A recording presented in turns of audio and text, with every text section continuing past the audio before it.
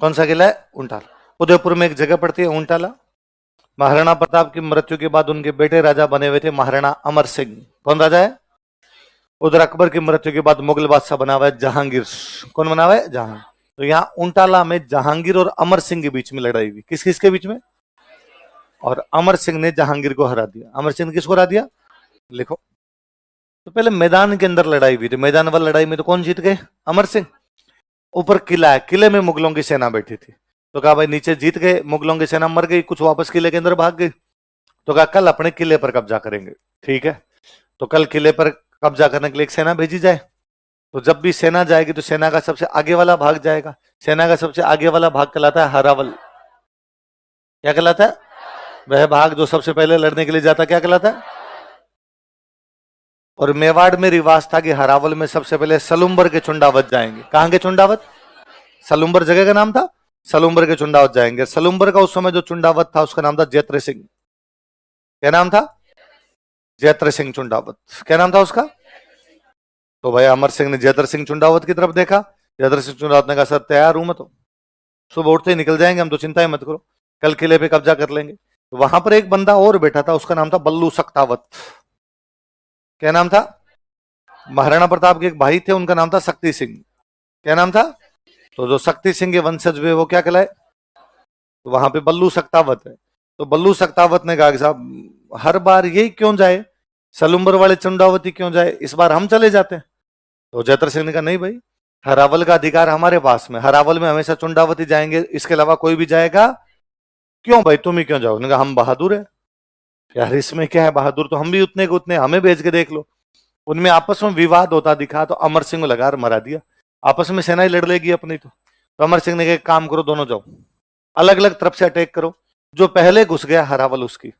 यदि चुंडावत घुस गए तब तो कोई दिक्कत ही नहीं, चुंडावतों की थी, चुंडावतों की रह जाएगी। पर यदि सक्तावत किले के अंदर घुस गए तो आज के बाद हरावल किसकी? ठीक है।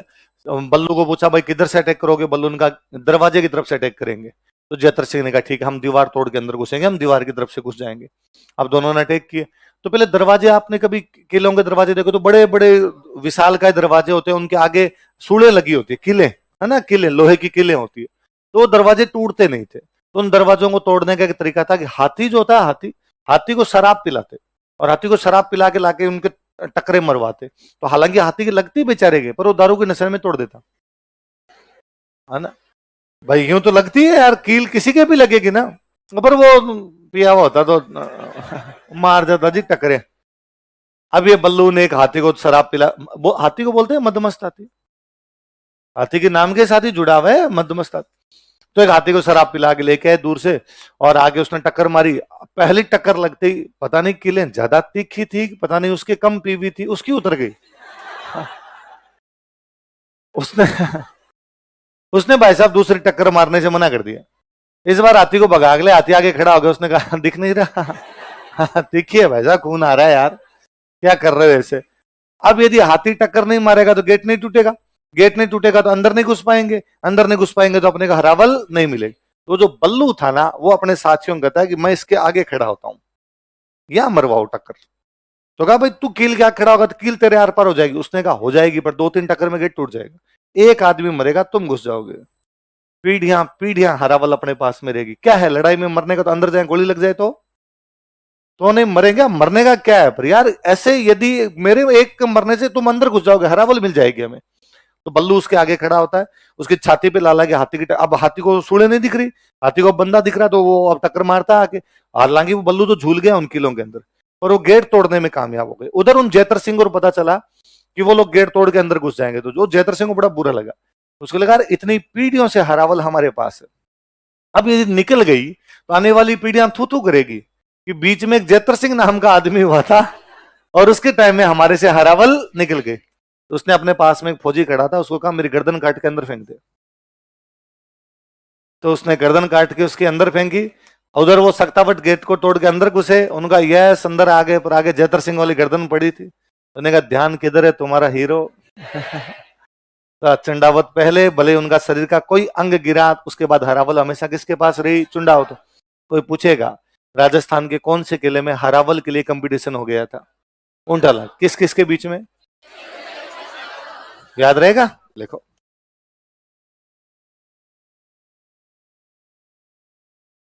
जो योद्धा होते हैं ना, जो युद्ध में लड़ते हैं ना, उनका थोड़ा थोड़ा दिमाग से इस प्रकार होना जरूरी होता है ना।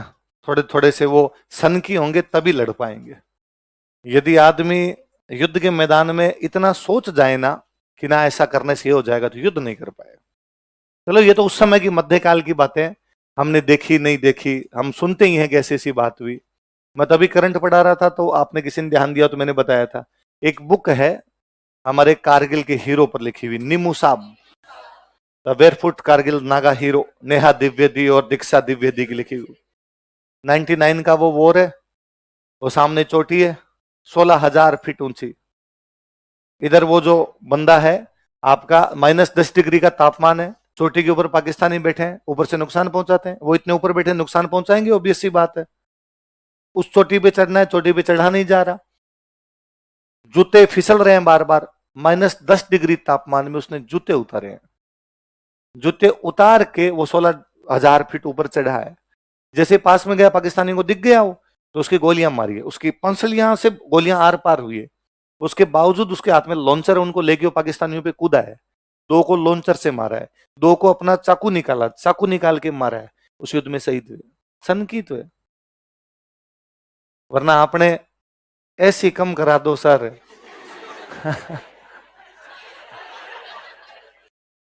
है ना, आप और मैं ये करते हैं इसलिए क्योंकि वहां पर कोई ना कोई सन की है। जिस दिन उनकी सनक उतर गई ना, उस दिन पाकिस्तान पटियाला आ जाएगा। कि आप सोच के, एक बंदा एक मोटार लेके बैठा हुआ है, उस गन पे बैठा है, कभी भी फायरिंग हो सकती है, पर उसके दिमाग में सी बातें नहीं आती कि पीछे घर है, बीवी है, बच्चे हैं, माँ है, बाप है। इसलिए वो पूरी रात बैठा रहता है उस पर लड़ाई में, इसलिए वो चला जाता है। 71 की वॉर में अरुण खेत्रपाल था, अरुण खेत्रपाल को परमवीर चक्र मिला था बाद में। अरुण खेत्रपाल पाकिस्तान वालों के, उनके टैंकों के आगे चला गया था। पैटर्न टैंक थे वो अमेरिका से लिए हुए, उनके उन पैटर्न टैंक के आगे चला गया था। उसने उनके पैटर्न टैंक उड़ाए थे खूब सारे। बाद में एक गोला आके लगा तो वो वही उसी के अंदर स्टेरिंग पे पड़ा था, और उसी पे ऊपर आ गया, तो बाहर ही नहीं निकल पाया था, उड़ गया था उसके अंदर। अरुण खेत्रपाल को बाद में हमारे परमवीर चक्र मिला था। अरुण खेत्रपाल के पिताजी उस समय इंडियन फॉरेन सर्विस में किसी में थे। वो कई साल बाद पाकिस्तान गए किसी एक कार्यक्रम के अंदर। तो जब भी कोई अधिकारी वगैरह यूं जाते हैं किसी दूसरे देश में, तो सामने से किसी की ड्यूटी लगती है, भाई इसका ध्यान रखना, प्रोटोकॉल ऑफिसर, इनका प्रोटोकॉल ध्यान रखे। वो जो प्रोटोकॉल ऑफिसर था वो कोई सैनिक अधिकारी था, उसने बहुत अच्छे से रखा अरुण खेत्रपाल के पिताजी को। जिस दिन अरुण खेत्रपाल के पिताजी आ रहे थे ना, तब उसने कहा था कि मैं वो सैनिक हूं जिसके गोले से आपका बेटा मरा था, पर मैंने इतना बहादुर लड़का नहीं देखा। वो कोई 20-22 साल का था, उसने हमारे टैंक उड़ा दिए थे, उसको दिख रहा था मरूंगा, उसके बावजूद आके खड़ा हो गया था। मैंने मेरे जीवन में इतना बहादुर नहीं देखा है। आपका दुश्मन आपकी तारीफें करे ना, इसका मतलब कुछ तो करके गए थे, ये सनक है। जबकि अरुण खेत्रपाल को पीछे से लगातार ऑर्डर आ रहे थे कि तुम वापस आ जाओ, तुम वापस आ जाओ, तुम वापस आ जाओ। उसने कहा ना, वापस किस लिए आना। 20-22 साल का लड़का मरने के लिए तैयार है, तो कुछ ना कुछ तो है ही दिमाग में अलग। ये इनके था। तो ये तो पूरा टाइम ही युद्धों का था। इस टाइम में तो सिवाय युद्धों की कुछ था ही नहीं। आपने जैसलमेर में एक राजा हुआ, उसने एक दिन कांच देखा, दाढ़ी में एक सफेद बाल था। उसको बड़ी चिंता हुई, यार सफेद बाल का मतलब है बूढ़े हो गए, बूढ़े का मतलब है मौत नजदीक है। मौत तो कभी भी आ सकती है, चारपाई पे पड़े पड़े मर गए ना तो नरक मिलेगा। उस समय ये मानते थे कि युद्ध में लड़ता हुआ मरता है वही स्वर्ग में जाता है। इस चिंता चिंता में 5-7 व्हाइट और आ गए।